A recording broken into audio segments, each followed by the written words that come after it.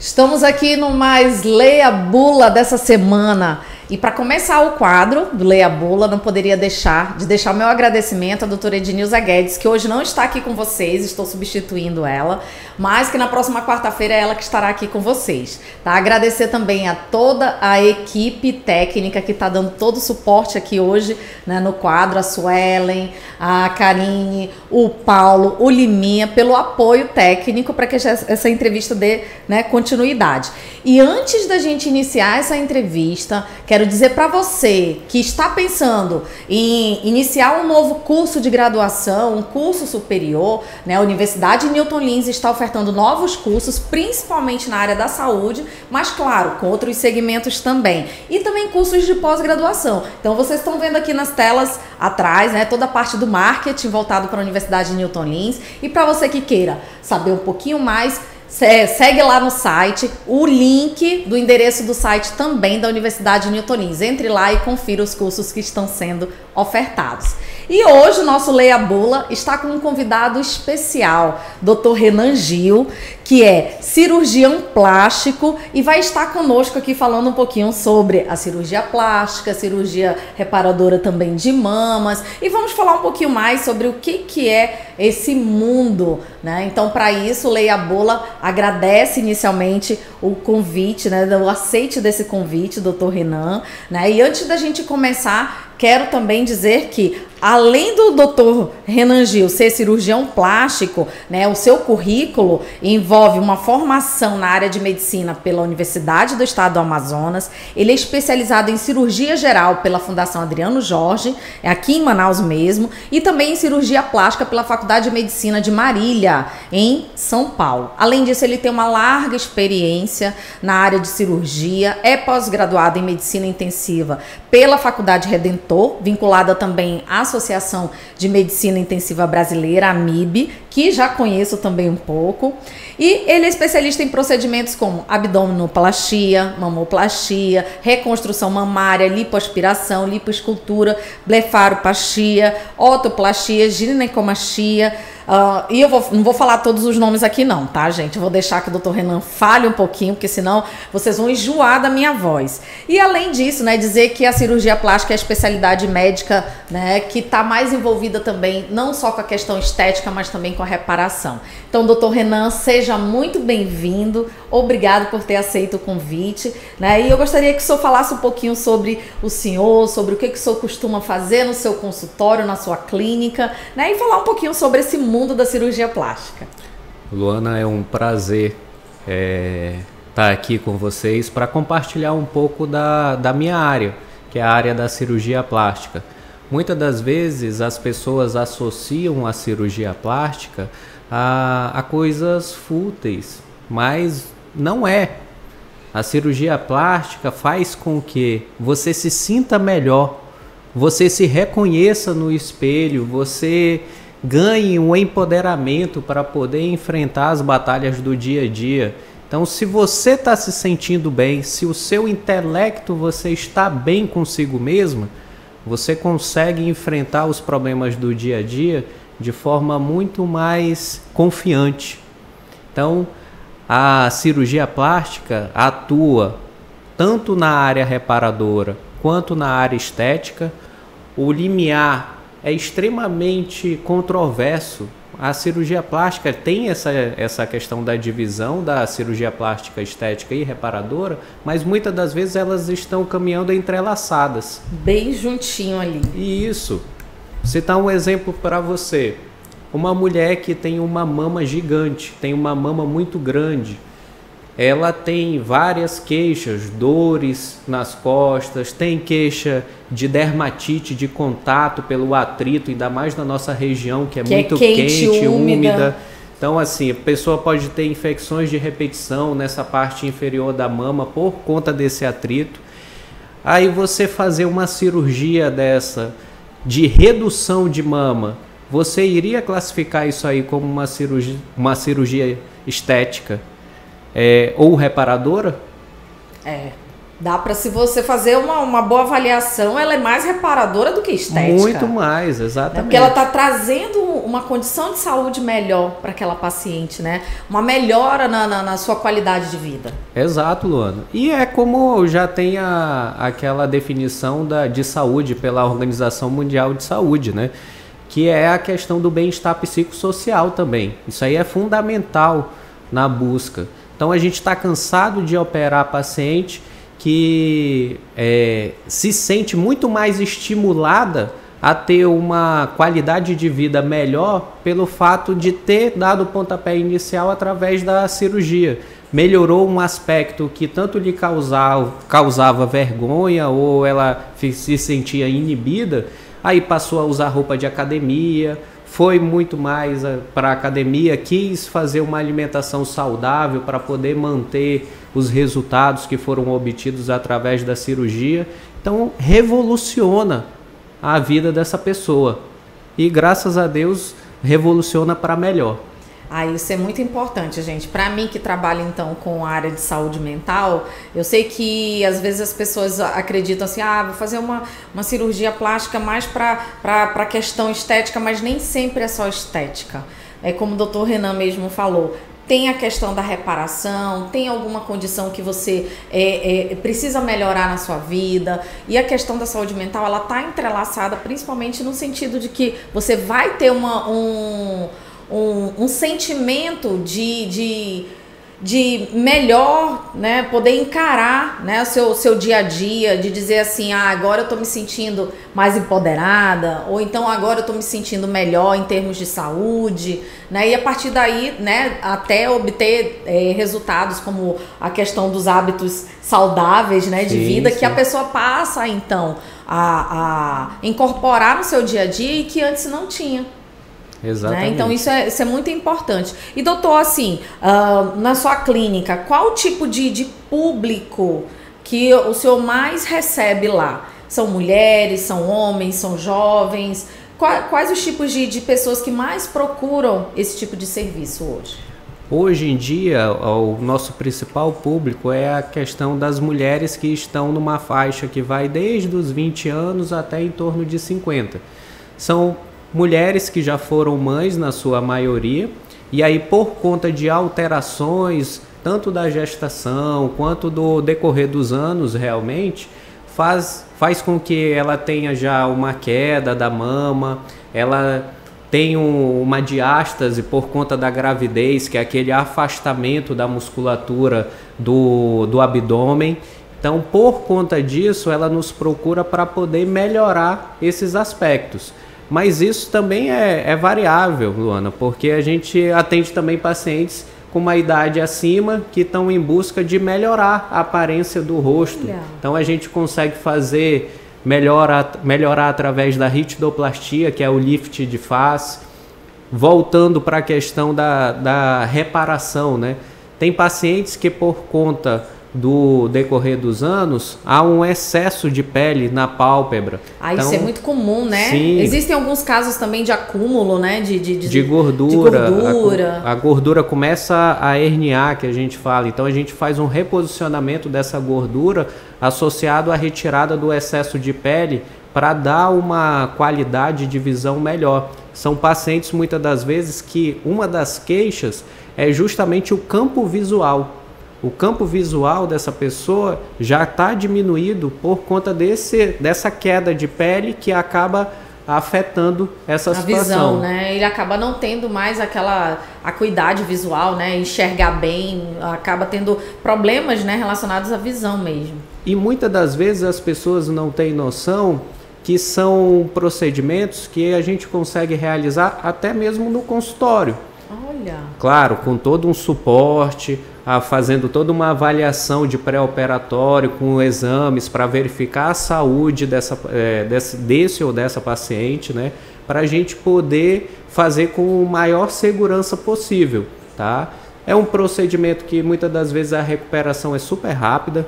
Em uma semana a gente já consegue retirar os pontos e a paciente tem uma melhora na qualidade de vida enorme. Olha, muito interessante. E aí, doutor, eu ia até lhe perguntar, né? O senhor falou um pouquinho sobre essa questão de exames, de pré-operatório, tudo. Para cada tipo de cirurgia, tem um preparo Ou, no geral, o senhor segue algum protocolo específico? Assim, olha, não, para todos os meus pacientes eu tenho que passar pelo pré-operatório, tenho que fazer isso, tenho que fazer aquilo. Como que funciona? Isso aí é individualizado. Então, conforme o procedimento que a pessoa vai realizar, a gente direciona esses exames pré-operatórios. Então, por exemplo, um paciente que vai fazer uma blefaroplastia, a quantidade de exames que é solicitado no pré-operatório é uma quantidade menor do que uma paciente que vai fazer uma abdominoplastia, que é aquela retirada do excesso de pele, principalmente da região inferior do abdômen. Um paciente que vai fazer uma mamoplastia, que aí a gente tem que, lembrando aí do Outubro Rosa, a gente tem que verificar como é que está a questão de mamografia, ultrassom de mama, que é para a gente fazer esse procedimento com segurança. Então, para responder de forma definitiva a sua pergunta, a gente tem que individualizar. Daí que é fundamental a questão da consulta de pré-operatório. Também para verificar se esse paciente já tem alguma comorbidade, alguma doença pré-existente, se ele faz uso de algum medicamento que possa também afetar o pós-operatório. Muitas das vezes as mulheres estão usando contraceptivo, então dependendo do caso, se essa paciente tem um risco maior de trombose, às vezes a gente tem que fazer a suspensão, alterar o método contraceptivo para poder ter uma segurança maior no pós-operatório. Por isso que é fundamental aquela consulta de pré para a gente conversar e estabelecer quais serão os exames, qual será o tipo de cirurgia que a gente consegue fazer. Ah, interessante. E, doutor, assim, o senhor falou sobre a questão das comorbidades, né? Das doenças crônicas, né? Tem muito paciente que, por exemplo, é diabético, hipertenso, essas coisas, né? A questão da mulher que faz o uso do anticoncepcional, etc. Mas, assim, o que eu ia lhe perguntar existe, assim, alguma contraindicação para procedimento de cirurgia plástica, assim, super já definido, ou dependendo de cada caso podem ocorrer alguns tipos de contraindicação, e se isso já aconteceu alguma vez com o senhor? Vamos lá. A questão de contraindicação, muitas das vezes a gente estabelece critérios se vai ser uma contraindicação relativa ou uma contraindicação absoluta. Muitas das vezes os pacientes apresentam contraindicações relativas. Ou seja, são situações que a gente consegue manejar para que o paciente consiga fazer esse procedimento. Então, uma contraindicação relativa, por exemplo, é um paciente que está apresentando um quadro de anemia e ele vai fazer uma lipoaspiração. Então, a gente faz um trabalho de melhora dessa anemia do paciente para fazer com que ele chegue em níveis que ele possa fazer o procedimento. Que a gente tenha segurança, exato, para fazer o procedimento. Então, talvez ele não chegue ainda no valor normal. Claro que quanto mais próximo chegar, melhor. Mas ele vai ter um valor que a gente já vai ter uma certa segurança para poder realizar. Porque mesmo com todo o desenvolvimento de tecnologias para ser menos traumatizante a questão da lipoaspiração, ela não deixa de ter um certo sangramento. E aí, então, essa questão do sangramento, principalmente na lipoaspiração, a gente fica muito atento para evitar complicações no pós-operatório desse paciente. Até mesmo processos de hemorragia, né, que venham trazer um problema maior ainda, né, para esse paciente. Pacientes, por exemplo, que têm algum distúrbio de coagulação, tá? Aí, dependendo desse distúrbio, eu já tive paciente, por exemplo, de reconstrução de mama. Nossa! Que infelizmente ela tinha um distúrbio de coagulação que não conseguia até mesmo fazer uma mastectomia. Ela foi fazer uma biópsia de um nódulo. E aí, quando fez essa biópsia, não tinha sido nem com a nossa equipe, mas aí ela fez essa biópsia e começou a apresentar um sangramento de forma recorrente, que no final das contas, infelizmente, ela teve que evoluir até para mastectomia. Teve que tirar a mama, porque fez um hematoma, esse hematoma infectou, e aí infelizmente teve que fazer essa parte da mastectomia. Então essa é uma paciente que a gente infelizmente tem que ponderar muito. O procedimento de reconstrução de mama, no caso dessa paciente, era um procedimento muito grande, porque a gente vai pegar musculatura tanto da parte do dorso ou então da parte do abdômen e jogar lá para refazer a mama dela. Então esse é um procedimento que dentro de uma escala de porte cirúrgico a gente diz que é um procedimento de grande porte. Por ser um procedimento de grande porte, a possibilidade de ter um sangramento aumenta muito. Com certeza. E se ela já tem toda essa situação, infelizmente, na época, a gente optou por não fazer a reconstrução dessa paciente, mas é por conta desse distúrbio de coagulação que se tornou uma contraindicação absoluta no caso. Muito interessante. Isso é importante para que a gente possa entender que cada paciente tem um quadro específico e que nem sempre, né, como as pessoas costumam ver aí nas redes sociais, né, um procedimento que foi feito por um artista, uma pessoa, né, que está ali todo o tempo divulgando, vai ser exatamente o mesmo procedimento que vai ser aplicado a você. Então, cada caso, por isso que é importante procurar profissionais sérios, competentes, de nome e que já tenham uma vasta experiência na área para que realmente possam conduzir todo esse procedimento. Né? Doutor Renan Gil já tem essa experiência, vem trabalhando com a parte da cirurgia plástica aqui no nosso estado, então a gente não poderia deixar, né, de convidá-lo para falar sobre esse assunto aqui. E aí eu vou aproveitar, doutor Renan, para ver com a Suelen se a gente já tem perguntas no ar, né? Suelen, temos pergunta? Doutor, no caso, como é liberado a paciente comer tudo após a operação ou tem alguma restrição? Olha, uma pergunta importante, né, sobre alimentação, né, do período pós-cirúrgico, se existe alguma restrição ou recomendação. Vou deixar o senhor à vontade para falar. Essa é uma pergunta que é bem recorrente, Luana, com relação à nutrição, né, a alimentação no pós-operatório, tá? A gente busca não colocar alimentos que possam causar muita reação alérgica nesse paciente. Então, às vezes, o paciente já não tem nada de histórico, mas tem aqueles que já têm um histórico, por exemplo, de reação a camarão, né? Só que você só descobre realmente quando entra em contato. Então a gente pede para evitar esses alimentos que são um pouco mais, causam mais alergia, tá? Na nossa região tem aquela questão do pirarucu, né? Sim. Do camarão. Então assim, são situações que a gente evita, tá? Mas se for uma pessoa que já faz uso diariamente, nunca teve nenhum problema com relação, então a gente não vai, é a questão da contraindicação relativa e absoluta. Nesses casos a pessoa pode alimentar sem problema algum, tá?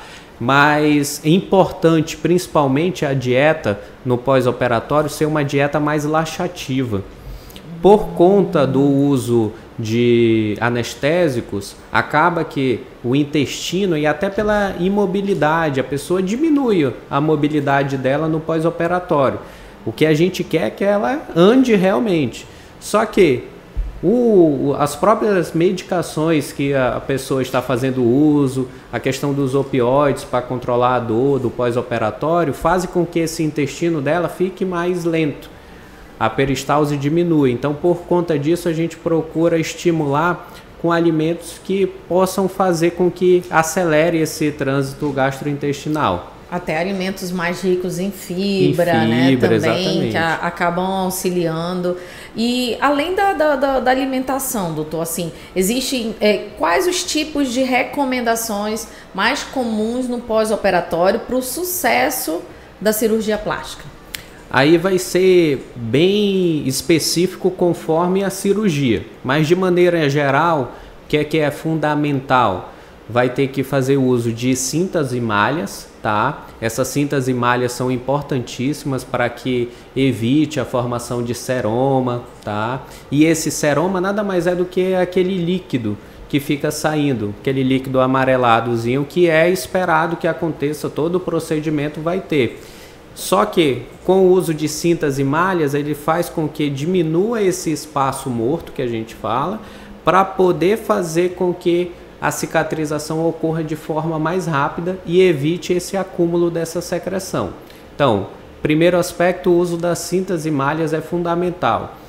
Hoje em dia, houve um desenvolvimento muito grande na área de fisioterapia dermatofuncional, que são os cuidados voltados no pós-operatório na cirurgia plástica. Então, é fundamental que você faça um acompanhamento com um profissional da área, que é para poder fazer toda uma mobilização dos tecidos, dependendo do caso, eles lançam mão também de alguns equipamentos para poder melhorar tanto a qualidade da cicatriz e diminuir essa possibilidade de complicações. Então, outra coisa que é fundamental, tem que ir acompanhar com o médico. Às vezes as pessoas, infelizmente, fazem uma cirurgia, trazendo aí a questão da Venezuela, por exemplo. Fazem cirurgia e aí com 2, 3 dias, essa paciente volta para o Brasil. Vem na estrada, de Vem qualquer na estrada, forma. a gente sabe que infelizmente a qualidade da estrada não é das melhores, né? E fora o tempo de viagem, é um tempo muito longo, favorece a questão de trombose. Então, assim, essa questão de ida para a Venezuela acaba que muitas das vezes as pessoas acabam arriscando a sua vida, que é o famoso barato que acaba saindo caro. E o acompanhamento pós-operatório com o seu cirurgião é fundamental, porque às vezes aparece alguma complicação que, se a gente conseguir fazer uma intervenção de forma precoce, não causa uma sequela nesse paciente. E aí o que acontece? Muitas das vezes, infelizmente, essa pessoa com 2, 3 dias vem para o Brasil, volta para o Brasil, o acompanhamento, tem lá um acompanhamento, ele geralmente tem uma equipe de enfermagem, de fisioterapia para fazer, mas assim, eles têm uma limitação até onde pode ir com relação a esses cuidados. Então o cirurgião às vezes consegue fazer intervenções mais precoces para evitar que forme alguma sequela nessa paciente. Então é fundamental o acompanhamento também de pós-operatório. A gente tem como protocolo liberar esse paciente quando tem a certeza que está tudo bem. Isso aí a gente não vai liberar com uma semana, tem todo um acompanhamento. Até porque o processo de cicatrização, essa ferida operatória que o paciente teve por conta do procedimento, a gente diz que ela vai se consolidar em até 1 ano e meio. Nossa. Então, nos primeiros 6 meses, é fundamental que a gente tenha um acompanhamento mais restrito com esse paciente para poder ver e intervir, caso seja necessário, de forma mais precoce. Então, é um tripé. O acompanhamento através do uso de cintas e malhas, a fisioterapia e o acompanhamento com o seu médico para poder, muitas das vezes, orientar ou intervir, caso seja necessário. E aí é importante porque muitas vezes a gente vê aí outras pessoas ofertando serviços de cirurgia plástica na internet, muitas vezes nem tem formação para isso, né? E aí fazendo um link com a questão da Venezuela, às vezes até mesmo no Brasil a gente acaba vendo muitas pessoas ofertando um serviço ao qual não tem experiência e colocando em risco, né, a saúde daquela pessoa que está buscando uma melhor qualidade de vida. Né? Suelen, a gente tem mais alguma pergunta por aí? Só a questão depois que a pessoa faz a cirurgia, ela tem que retornar em algum momento para uma manutenção, alguma coisa assim, algum acompanhamento? Mas é relacionado, a pergunta é mais relacionada ao retorno, né? O acompanhamento depois da cirurgia, manutenção, se houver tendo que fazer alguma manutenção, alguma coisa. Vamos lá, vou puxar um pouquinho para uma dúvida que as pessoas têm muito, que é a questão quando colocam uma inclusão de prótese. Prótese mamária. Ok. Muitas das pessoas ficam naquela dúvida, daqui a 10 anos eu vou ter que trocar essa prótese. Já ouvi falar muito isso. Isso aí é uma dúvida que é bem recorrente lá. E aí o que a gente orienta? Hoje em dia já teve um desenvolvimento muito grande dessa questão de prótese. Da tecnologia da delas, tecnologia, né? Já estamos na terceira geração já de prótese, então a gente já tem um conhecimento muito grande nessa área. As empresas, elas têm um setor de desenvolvimento que é fundamental. Então, hoje em dia, o que a gente fala? Não precisa, com 10 anos, essa paciente efetuar essa troca. Claro, a empresa, ela dá... Ela já dá tipo um prazo de validade, né? A empresa, ela já dá essa garantia de 10 anos, ou seja, se nesses 10 anos tiver alguma intercorrência, desde que seja alguma coisa relacionada à prótese, ela irá repor essa questão. Tá? Então, o que pode acontecer? Uma contratura, tá?